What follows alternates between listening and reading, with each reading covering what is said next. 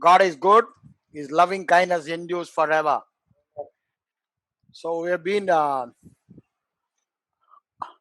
studying from the book of Romans last week and the previous week. We are concentrating on one word from Romans 1:5. I correct English 1:5 only, because in Tamil it comes 1:7 and it's in English it's 1:5. So can anyone read it? Yes. Through whom we have received grace and apostleship to bring about the obedience of faith among all the Gentiles for his name's sake. See, Paul says he has been given this grace revelation, and he has been assigned with the function of preaching this grace gospel for the purpose all the nations should obey to the faith for the glory of his name. To glory of his name, all the nations should obey the faith by hearing the gospel. Again, we read it in the final chapter, I think Romans 16, 25 and 26. There also Paul says, read it. Romans 6, 25 and 26. Now to him who is able to establish you according to my gospel. He is able to establish you according to my gospel. First, he is telling the gospel has the power to establish us in the righteousness. That is, the grace has the power to strengthen us to be righteous in every area of our life. That's why he says the gospel has the power. By the power of the gospel, we receive the faith, and by faith, we receive the righteousness. Come on, read it. Establish your establish you according to my gospel and the preaching of Jesus Christ. Which is the preaching of Jesus Christ. According to the revelation of the mystery, kept secret since the world began, now made manifest. And now that gospel or the secret of Jesus Christ gospel is manifested. Okay. And by the prophetic scriptures made known to all nations. See, first he says, before the world began. So, this gospel, this plan of God, the mystery of God is an eternal plan of God. Now he says, it has been foretold by the prophets in the Old Testament. It is not a new thing. So, this gospel or this righteousness by faith is a history. The history says it will be coming in future. And it was God's plan, not after Adam fell in sin. Before Adam's fall itself, it was God's plan. That's why he says, before the world began. The gospel was God's plan before the world began. Then he says it is a history prophesied by all the prophets in the Old Testament, and even Moses in the law foretells about it. Okay, read it. According to the commandment of the everlasting God, for obedience. According to the commandment of the everlasting God. The everlasting God's plan and command was to, at the appropriate time, that Jesus Christ should come and the mystery will be revealed. Okay? For obedience to the faith to God. See, again he says, for obedience to faith by this everlasting God's plan of gospel. And the final word? Next word? To God alone. To God alone wise be glory through Jesus Christ forever. Amen. See, very clearly the same thing what he said in 1:5. Again he is telling, to God be the glory through Jesus Christ. The God who alone is wise. At times we think by our behavior, we don't think, because of a behavior, indirectly we think and we act as if God is not wise. We think we, by our own deeds, by our own efforts, by our willpower, by our flesh we can achieve this righteousness. But Bible categorically says it is impossible, as we have already seen it in Luke chapter 18, where that rich ruler, rich young man, when he came to Jesus, he clearly says it is very difficult. That is, it is practically impossible for any man to achieve it without this plan of gospel revealed through the gospel. That is why it is very clear that this gospel, which alone gives the faith, which alone gives the righteousness, which alone gives the right living, it's a series of events. The gospel was planned by God before the foundation of the earth. This good thing, the method of God making us right, was planned before the foundation. It was foretold in the history by the prophets and law. Now it is manifested, and that responsibility was, that revelation was given to Paul. Through Paul, this mystery was revealed, and he said the purpose of the mystery, the purpose of his revelation was that all over the world, all people of the whole nation should obey the faith, come into the obedience of faith, whereby the name of Jesus will be glorified to the glory of the Father God, who alone is wise. If you think God alone is wise, we'll submit to that righteousness which is revealed by this gospel. If you think God is not wise, we will try to put our efforts to get the self-righteousness by our works. That's what this starts with this introduction and finishing. Both the places Paul says the thing. The whole purpose of the gospel was obedience to the faith. Obedience to the faith is the purpose of the gospel. So, the goal of the gospel, what is the goal of the gospel? The goal of the gospel that we should all submit ourselves, commit ourselves to the obedience of faith. Last week itself I told you, what is this? Obedience. Obedience is nothing but hupakayo. Hupakayo is commitment or submission.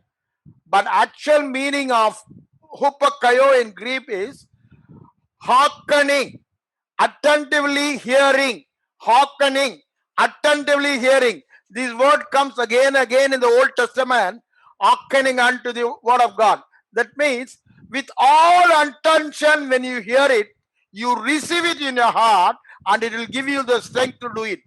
That's what we see in Joshua 1:8 also. In Joshua 1:8, he clearly says, when you hearken into the word, it should not depart from your mouth, it should not depart from your eyes. Let us read it, Joshua 1:8.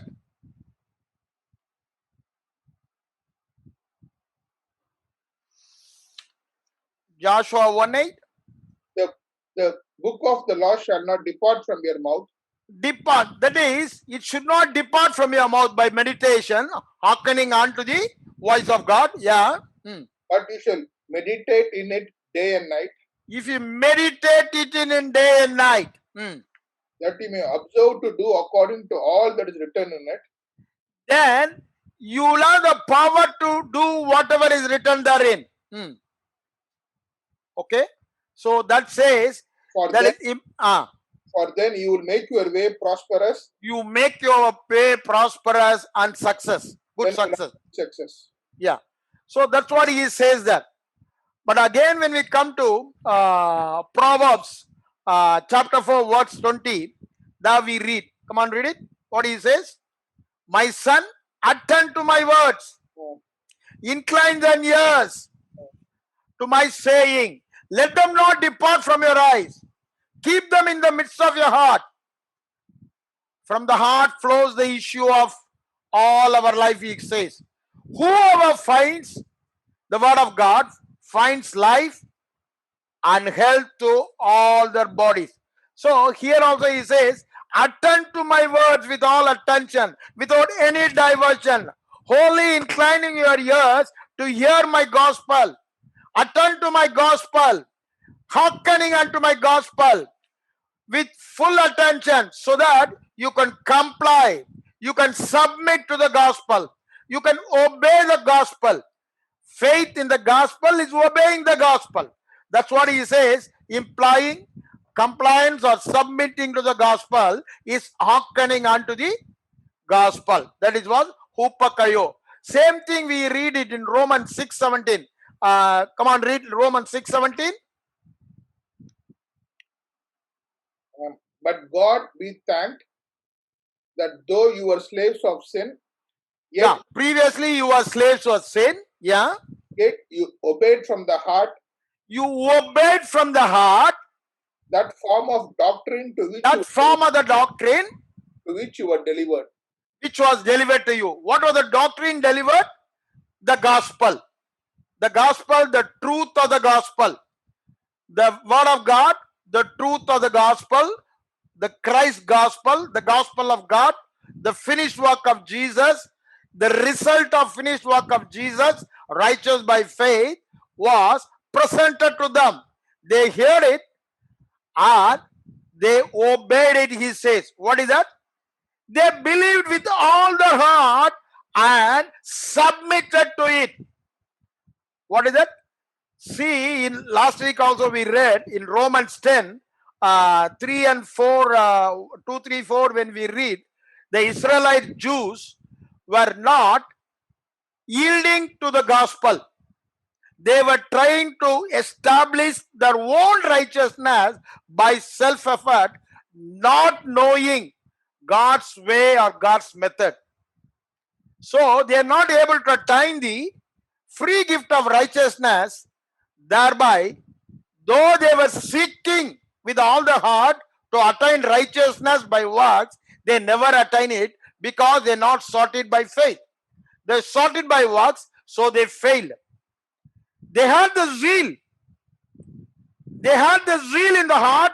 They should live a righteous life. But the method in which they sought, it was not God's method. God's method, no man can fulfill all laws and he'll be justified in God's sight. That we have already seen it. Galatians 2:16, Galatians 3:11, Romans 4:21 very clearly says no flesh can be justified by faith. Even Jesus Christ in Luke 18 we see what he says. It is impossible for man to comply with all the laws all the times so that he can become righteous to please God. That's why he says it is even easier for a camel to enter into the eye of the needle rather than man trying to comply with all the laws all the time. It is impossible. Then immediately he says, the next verse itself, what is not possible with man are possible with God. What is possible with man? What is not possible with man? It is possible with God. So what is impossible to us, God says it is possible with God. That is why in Gospel also Jesus says in John Gospel chapter 15 verse 4, 5, 6 we read it. Only when you abide, only when you believe what has already been given to you, you abide in the truth, you are established in the truth, then you will be able to bear fruit. Without me, you can do nothing. That's what he says. Without me, that means without God, you can never live a righteous life. That very clearly he says that. So that is the reason we read it in Romans 8:3. What the law could not do, Father God sent his only Son to become sin for us, thereby condemned sin in the flesh of Jesus in order to make righteous. So read Romans 8:3 and 4. For what the law could not do, in that it was weak through the flesh, Yeah. God did by sending his own Son in the likeness of sinful flesh. On account of sin, he condemned sin in the flesh. So very clearly he says he condemned sin in the flesh, and the next word he says, therefore, read it, that the righteous so requirement that the righteousness, of the law might be fulfilled in us, what the law demanded, that righteousness may be fulfilled in us. What the law could not do, what my weak flesh could not do, God has done it through his son, so that the demands of righteousness demanded by the law is totally already fulfilled in us. After having been fulfilled in us, if you try to attain it, it looks foolish. That is why Paul says in Galatians 3:1, starting itself, if you try to attain your righteousness by your works, you are a foolish Galatian, he says. Because God has already done it. Very clearly in Romans 8:4 and Romans 10:4, it very clearly says, he has already made us righteous by his one sacrifice on the cross. And if we are trying to attain it by our efforts, which already been given to us, it looks foolish only. That's why in Romans 2:21 also he says, I don't frustrate the grace of God and make God no effect, make Christ no effect. That's what he says. So he wants to make use of whatever Jesus done it on the cross. That's why he says, for me to live, for I am crucified with Jesus. For me to live is only by faith in the righteousness of Christ. Last week also we seen what was Paul's attitude in Philippi 3 words. When we read it, that he says, I find no sin in my body, but in spite of the fact, I don't want to put my confidence on the flesh.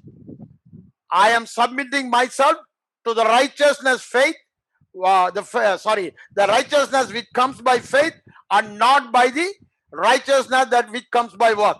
That was Paul's attitude and mindset. The same mindset should be there.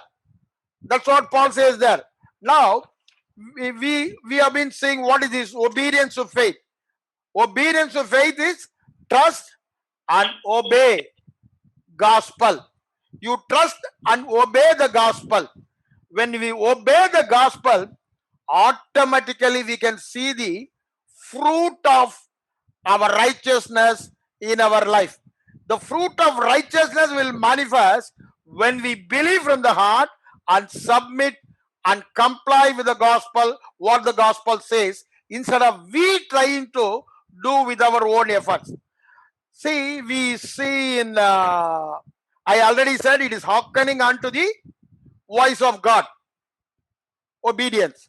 That is, you are hearkening unto the voice of God in order to submit or comply with what the gospel says.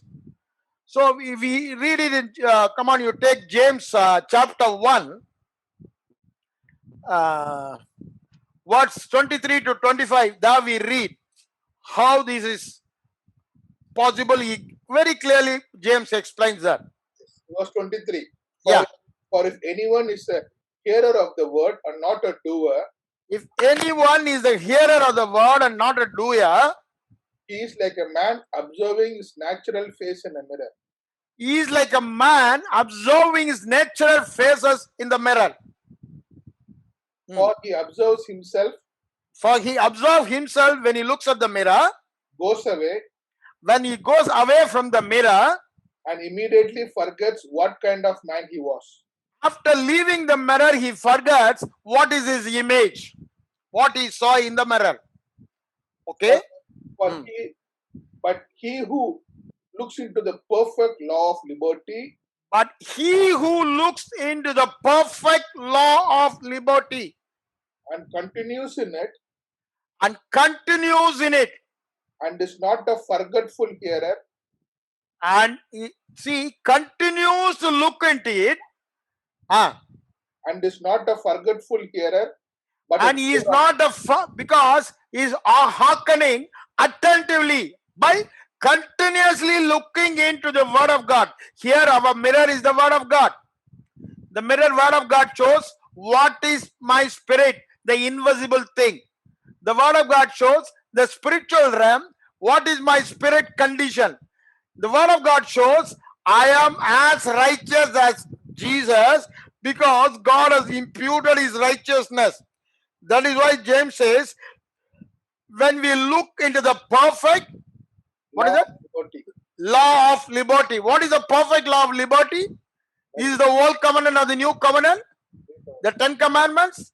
No, the 10 commandments, it's a law which enslave us, put us under slavery, under the bondage of slavery. On the contrary, the new gospel of grace liberates us, gives us freedom. So, where we are already righteous when you believe it, you don't try to attain it, it is not burdensome. So, we are not again going to the bondage of slavery, we are already made free. That's what we read in Galatians 5:1. Come on, read it. Galatians 5:1.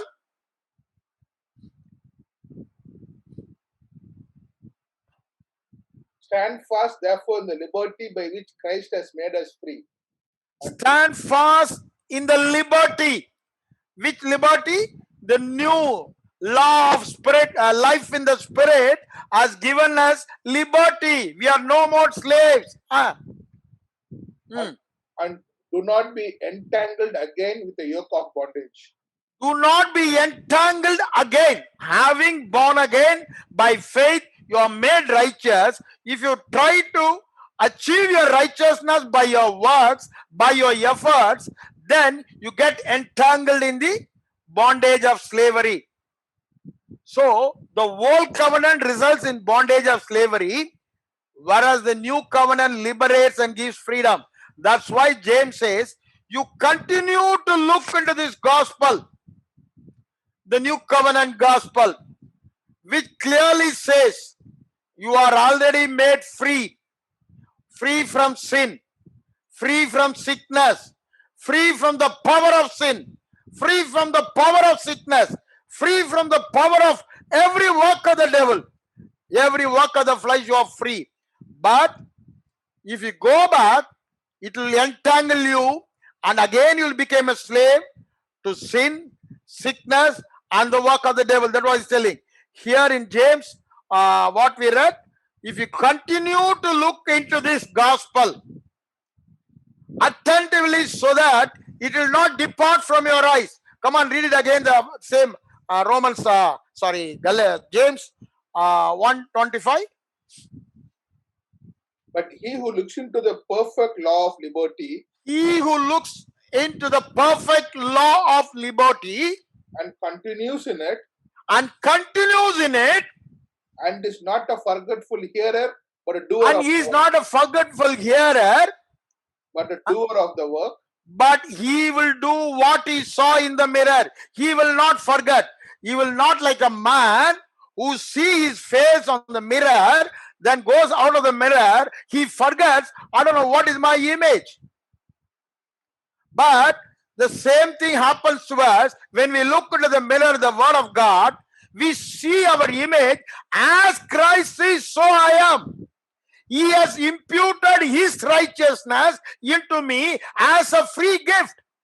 Because at new birth, I was united with Christ. By my union with Christ, I became one with Christ. My spirit and Christ's spirit has become one spirit. We are no more two spirit. We become one spirit. Whatever is true of Jesus is true of me. Because of my union with him, I am placed inside Christ. That's what 1 Corinthians 1:29 and 30 very clearly says. God has placed us in Christ, in our new birth, because of our union with Christ. So Christ has become our righteousness. Christ has become our sanctification. Christ has become our redemption. Christ has become our wisdom. Christ has become our health. Christ has become everything for us. That's what Colossians 3:11 also says. Christ is all in all to all. For everybody, Christ is an all in all. So whatever you need, that you get it from Christ. Christ is what you need in your this life and the coming life. That's why when we see the mirror, the word of God, which clearly says, by our union with Christ, Christ has become our righteousness. When I continue to see it, continue to focus on it, till that time, I will never be unconscious of it. I'll always be conscious of it. I will never forget it. Till it becomes real to my five senses. All along, my five senses was real. So, always the reality is, because I commit sin, I'm a sinner. But when I continue to look into the mirror, the word of God, where I see the gospel, the liberating gospel, the gospel which has given me freedom, where the Spirit of God is, there is freedom. It is the new law of life in the Spirit of God. The Spirit of God already liberated us. So when we continue to look into it, we are not forgetful. We are conscious of it. We are awakened to the truth that we are righteous. That's what Paul says in 1 Corinthians, I think, chapter 15, verse 34, I think. Awaken to righteousness so that you will not sin. Why the born again righteous people sin? They are not awakened to the righteousness. They are not conscious of the righteousness which they received at new birth as a free gift, which was imputed to them by the union with Christ. Because they're not awakened, because they're not conscious, because they forget it, they're not becoming the doer of the word. What is that? They're not living righteous life. But the truth of the matter is, whether you live by faith or by your five senses, the day you are born again, you are justified by your faith. That doesn't going to affect your justification, present or future. You are always righteous after you are born again by believing the gospel, by the righteousness of God or the righteousness of Christ Jesus himself. But the very purpose, the beginning itself we read, obedience to faith, so that the name of Jesus, the glory of Jesus will be manifested through us. We will manifest Jesus through our life, so that Father God will be glorified for his wonderful wisdom of sending his own son to the cross to take away all of our sin on him and give all his righteousness to us. But if you are not obeying the faith righteousness, which you are received by free gift, then you may not be able to manifest the glory of God, the glory of Jesus, so that God's name may be glorified. That's what he says in Romans 1:5, and again in Romans 16, 25, 26 also. He starts with the same thing and ends with the same thing. So the whole goal of the gospel in Romans, this is obedience to faith. The obedience is faith, is hupagayo, which says attentive hearkening, so that you will submit to the gospel. Why we are not submitted to the gospel? According to James, we see in the mirror what the gospel tells about me. Then we go out of the word of God. As we are hearing some preaching of the good news of the gospel, we believe we are righteous by faith. Then after some time, when we get entangled in the affairs of the world, we forget it. So our life behavior doesn't reflect the actual inner image. But God's purpose was the inner image should be revealed outside. That's what he says in Romans 12:2. Don't be conformed to the image of the world, but by renewing of a mind, transformation should take place, so that you will be able to show your inner image outside. How our mind is renewed? As James says, as you continue to focus your freedom, who you are in Christ, from the Word of God, the mirror. As you continue to focus and see, you became conscious, you are awakened unto the truth, your eyes are enlightened, your mind is renewed, your understanding is renewed. All along it was darkened, now it is renewed and it is enlightened. The darkened understanding became enlightened when we continue to look into the Word of God, which says who you are in God's sight. So if you want to see yourself as God sees, we have to see ourselves through the Word of God. If you want to see anything in the spirit realm, you have to see it through the Spirit Word of God. The Spirit Word of God alone shows us what is happening in the spirit realm and what is already accomplished in the spirit realm, how the Father God sees my spirit man. I cannot see my spirit man, but everybody has a spirit. That is a real man, real inner man. That is, we call it heart in the Bible. So, we want to see how my heart is, how my inner man is. We have to see the Word of God. When you see the Word of God says, as He is, so are we. 1 John 4:17 very clearly says, if any man is born again, what is he? He became a new creation. If any man be in Christ, he became a new creation. All old things are passed away. Everything has become new. That means the old nature is taken. What was the old nature? Because previously I was born in the flesh through Adam, my old nature was sinful nature, or the nature of the devil. I was joined with the nature of the devil. I was one with the devil previously. But my new birth, I've been shifted from the nature of devil to the nature of God. So my spirit now became alive with God's life and God's nature, which I see through the Word of God, the mirror Word of God. What is my new nature? The new nature is God kind of life in me, or the very life of God is in me. The nature of God is in me. The ability of God is in me. Whatever is true of God is true of me because I am united with Christ in the new birth.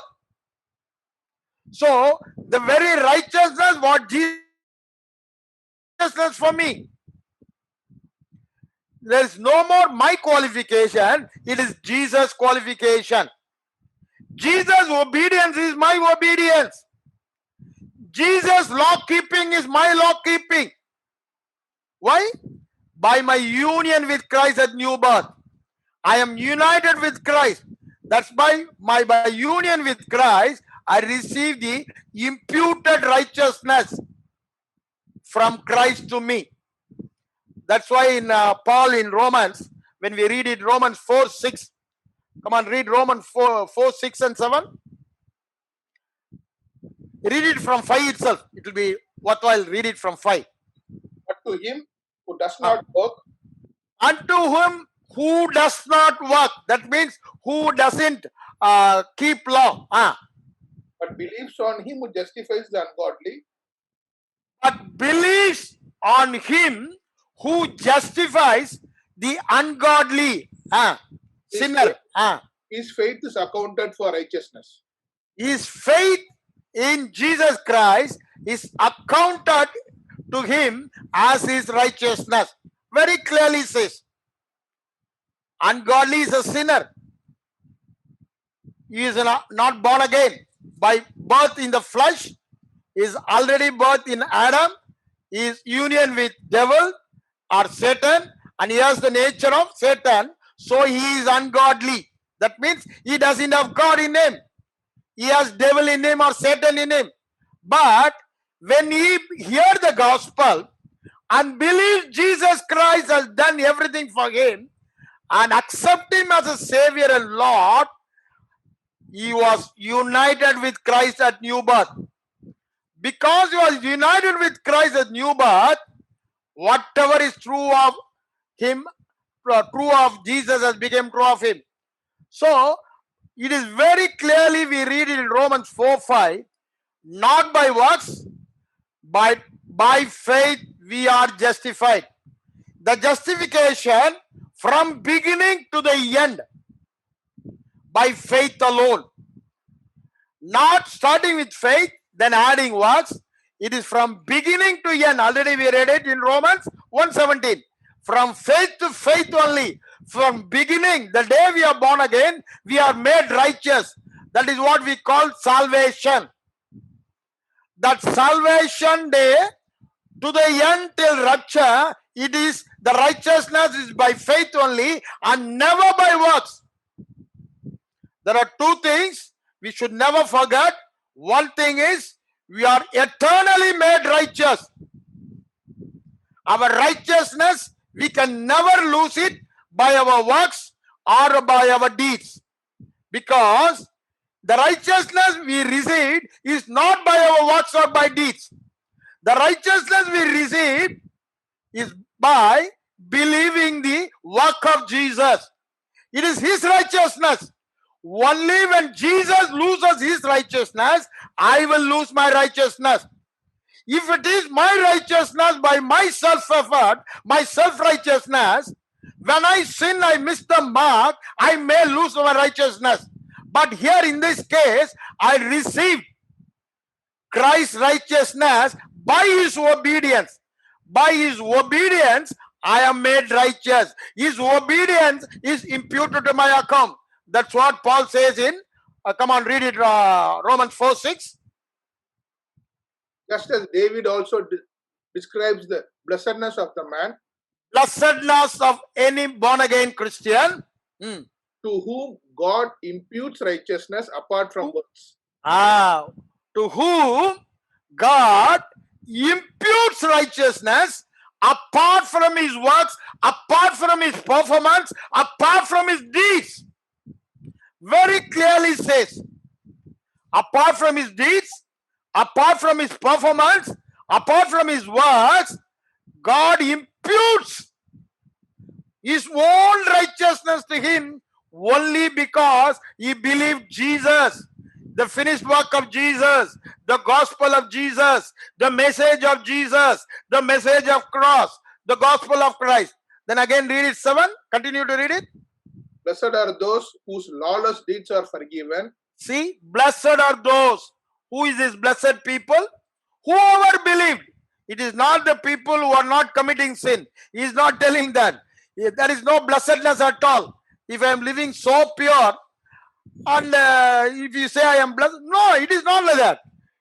When I miss my mark, when I sin, when my deeds are not good, God calls me righteous, then see my blessedness. That's what. And whose sins are covered. And the old covenant, it is covered. That's what in Psalm 32 we read. Whereas for us, sins are removed away from us eternally. No more sin in our account at all. All of our sins are accounted in Jesus' body. And it is punished on Jesus' body once for all. By once for all sacrifice. We have been made eternally righteous with a free gift of righteousness imputed to us. That is why God doesn't account sin in our account. He doesn't impute sin, but he imputes only righteousness. Read it. Blessed is the man to whom the Lord shall not impute sin. Then? That's it. All. Someone over? Yeah. Blessed is the man to whom the Lord shall not impute sin. See, blessed is the Lord who does not impute sin, but impute righteousness. So we must always remember in our mind, the born again new creation, God never imputes sin. He imputes only righteousness. The Holy Spirit also inside us always convicts us of our righteousness. So the word of God also says we are righteous. The Holy Spirit testifies we are righteous. Father God also declared, established that we are righteous. How we are made righteous? In the first sense, I told you, it's a free gift. Come on, let us read it from Romans 5:1. Therefore, Hmm. having been justified by faith, Hmm. we have peace with God through our Lord Jesus Christ. See, we are justified. The whole of chapter 3 and 4, he explains how we are justified or how we are made righteous. Now we come to the conclusion in 5:1. We are justified by faith. In Romans 3:18 itself, he says the conclusion. The first day we started with the Romans 3. Again, let us read the Romans 3:18 alone. What the sum and substance conclusion gives in the chapter 3. 3:18? 3:18. No, 3:18 or 4:18? 3:18. Conclude. Paul will say, I am concluding. Okay. Therefore, by the deeds of the law, no flesh will be justified in his sight. See, by the deeds of the law, no flesh will be justified. For by the law is the knowledge of sin. Oh, I'm sorry, not that. Then 3:28. I'm sorry, I'm confusing. 3:28. Yes. Therefore, we conclude. That's right. Therefore, we conclude. He starts with 18. No flesh is justified by the works, and the law gives the knowledge of works, and the new way of God making righteousness has come now. That is justification, faith. That is by grace. That is free by the redemption in Christ Jesus, through the blood of Jesus, through the redemptive work and propitiation of Jesus on the cross for our sins. He has made us righteous. So the law of faith works for everybody equally. Any law, it works equally for anybody.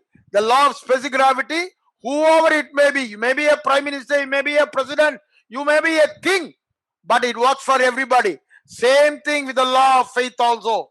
The law of faith works. Whoever believes, irrespective of his sin, irrespective of his condition, he is made righteous. Then he concludes in Romans 3:28. Read it again. 3:28. Therefore, we conclude. Yeah. The man is justified by faith apart from the deeds of the law. Man is justified apart from the deeds of the law.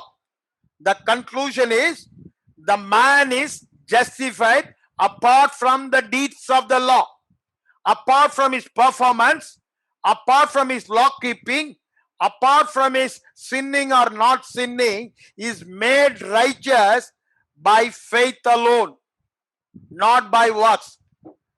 That's why then when he come to 5:1, he says, now we have been made righteous by faith, we have peace with God.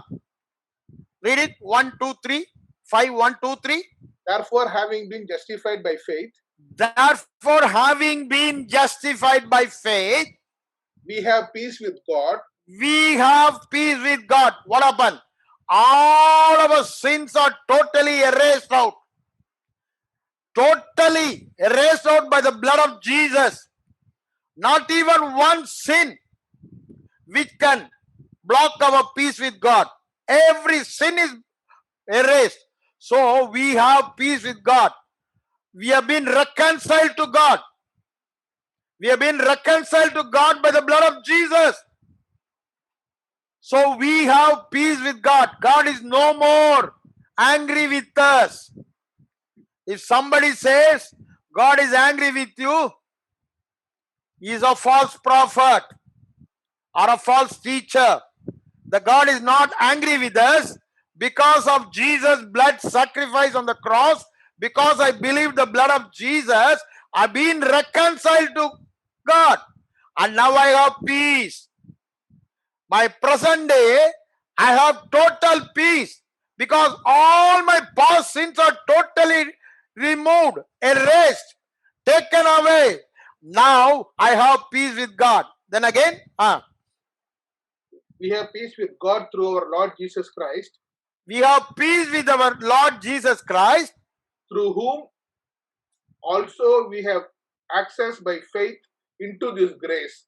Not only peace with God, we have access into His favor to receive all blessings. Anytime I can walk into His presence and call Him Daddy and take my inheritance. As a son-father relationship, no more begging. No more waiting on the door and knocking, can I come in? No, I can walk in just like that into His presence. I can take and use it. It's all my faith only. If I believe who I am, I will act accordingly. If I believe I am a servant, I will be begging, knocking at the door, shall I come in? But whereas as a son, I walk with all my right as a son to stand before Him and enjoy my inheritance by faith.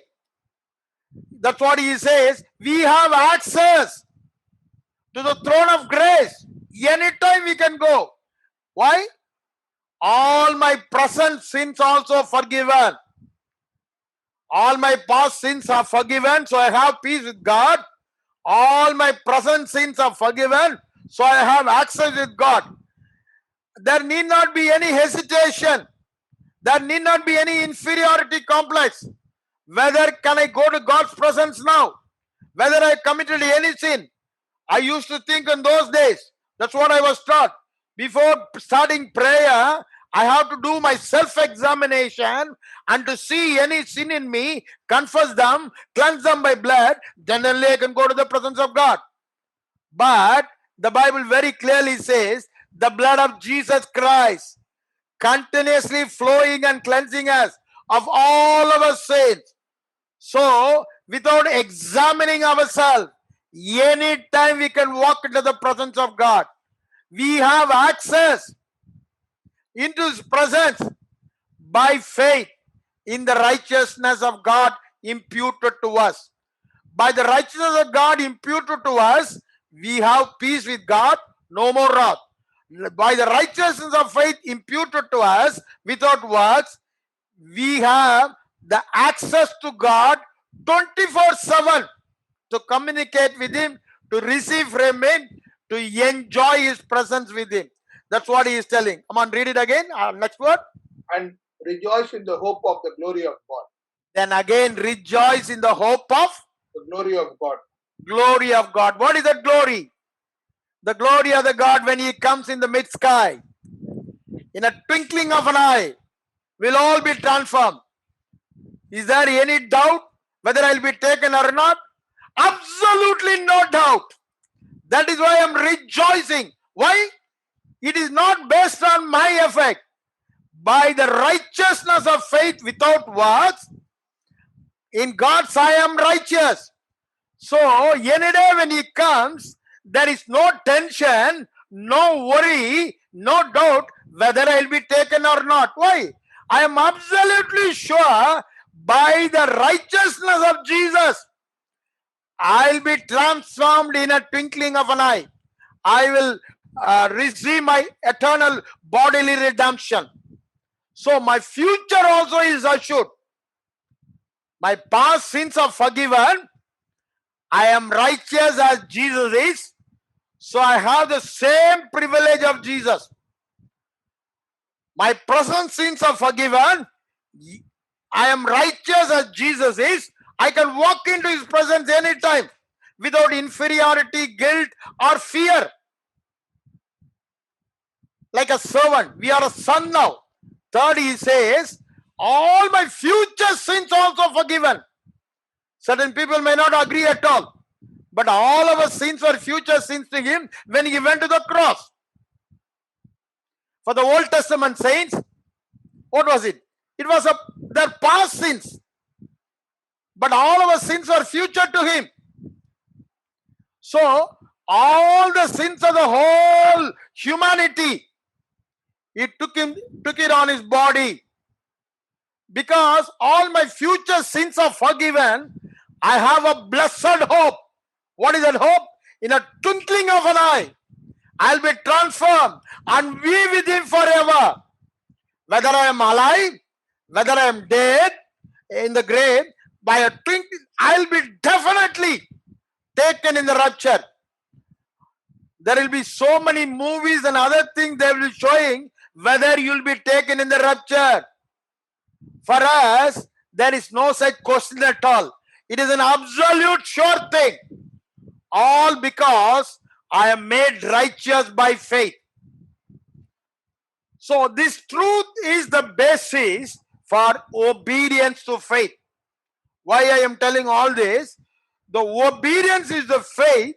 The main theme is I am made righteous not by my works, by Christ's righteousness, which was imputed to me as a free gift by my union with Christ at new birth. Because I was united with Christ at new birth, because I was transferred from the kingdom of darkness into the kingdom of his dear son light, I am made one with him. My spirit and his spirit became one.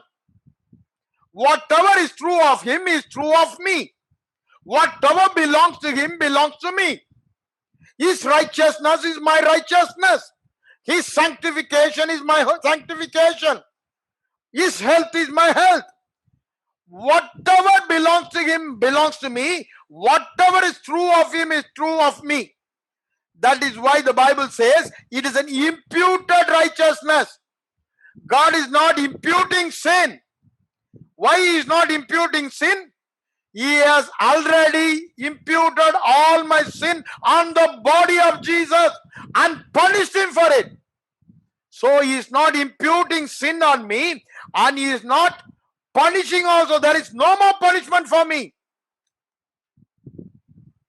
There is no more a doubt whether I will be taken in the rapture or left behind. People who are believe by their efforts they have to be righteous, they will have a doubt whether I will be taken in rapture or not. Whereas people who know the gospel truth, what is it? Gospel truth. That is more than a truth. Even worldly people says, sometimes when they speak, brother, it is gospel truth I am telling. Why? They want to emphasize the fact what they tell is truth and not a lie. The gospel truth is a gospel truth above the truth. The news, very, very, very good news. It is not ordinary real thing. It is gospel truth. Because I believe the gospel truth, the truth of the gospel of Jesus Christ, the gospel of grace of God, the gospel of finished work of Jesus, which says, I am righteous by faith, justified by faith, and not by works. God has imputed Jesus' righteousness to me, all because Jesus obeyed. We read it in Romans, same chapter 5, 18 and 19 we read. I think another 5 minutes I have to close it. Therefore, as through one man's offense, through Adam's offense of sin, sin came to all men, sin came into all men, resulting in condemnation. Even so, through one man's righteousness. Similarly, even so, through one man's righteous act. Whose righteous act? Jesus' righteous act, not my righteous act. Through Jesus' righteous act, the free gift came to all men. The free gift of righteousness. That's what we read in the previous word 17. The free gift of righteousness. The free gift of righteousness came to all men, whoever believed Jesus' finished work on the cross. So, the free gift of righteousness came to me not by my action, not by my performance, not by my deeds. It is by the righteousness of Jesus. The next word? Resulting in justification of life. Resulting in justification. Next one, 19. For us, by one man's disobedience. For one man's disobedience, Adam's disobedience. Many were made sinners. Many were made sinners. So also by one man's obedience. So also by Jesus' obedience. Many were made righteous. Many were made righteous. See? By Jesus' obedience, that many include me and you also. because we believe Jesus finished work. So we were made righteous not by our obedience. What we read in the first chapter, obedience to faith, doesn't refers to the righteousness of my righteousness through my deeds. It is my obedience to the gospel resulting in receiving Jesus' obedience as my obedience. Father God imputes all Jesus' obedience into my account. I am made righteous by faith means he has imputed righteousness to me, means Jesus' obedience is imputed to my account. My disobedience is imputed to Jesus' account. My misdeeds, wrong deeds, is imputed to Jesus, and his good deeds is imputed to me. So, my obedience is imputed obedience of Jesus. My righteousness is imputed righteousness of Jesus. My righteousness by the union with Christ, by which I receive the free gift of righteousness. When we are established in the root, then only the obedience to the faith start operating. That means the obedience to faith start operating, manifesting the image of Jesus, the glory of Jesus in us, so that the name of God will be glorified. For which purpose James says, you continue to see who you are. Your imputed righteousness, your imputed obedience, your free gift of righteousness through the union with Christ. All this Romans chapter 5 gives in detail. By the introduction, I'm just touching to know what is the obedience to faith. The obedience to faith is nothing but obedience to righteousness by faith. If you believe you are righteous by faith, you will act according to your faith. Already I told you, nobody can act more or less than what he believes in heart. Out of the abundance of the heart, man speaks through the mouth, and he acts. As a man thinketh, as a man believeth, so is he. If you believe something in your heart and you cannot live contrary to it, what you believe in your heart, that alone you will be living. That's what the obedience to faith says. That is nothing but faith in action. Last week itself I told, when I was suffering from pains, I believed God has already healed me. I started praising. The Holy Spirit was asking me, if you are praising God for healing, then why you are lying in the bed? Then I started in action. What I believed, I started acting. Only when I started acting in faith as if I am healed, what I was not able to, I was able to do, the manifestation came. That is obedience to faith. You must know what why I am taking so much of time to this one particular word. There are a lot of people, lot of confusion. That confusion is still there. Romans 6:1. We'll take it next week. Our loving Heavenly Father, we thank you for this wonderful night. We thank you for the word and revelation you've given us this night, Lord. As we are meditating on the scriptures, obedience to faith, Lord, you are opening our eyes to the truth hidden in the whole of a book of Romans, Lord, so that when we see it, when we focus it, we continue to see it. Our eyes are enlightened. We will not be forgetful hearer. We'll remember. We'll be conscious. It will be real to us. We'll be awakened to the gospel so that we will not sin. That was your purpose. So that we will reflect your righteousness deeds in our body, manifesting your image in our outer appearance also, so that the world may see your glory in us, so that it will magnify and glorify God. In Jesus' name we pray. Amen.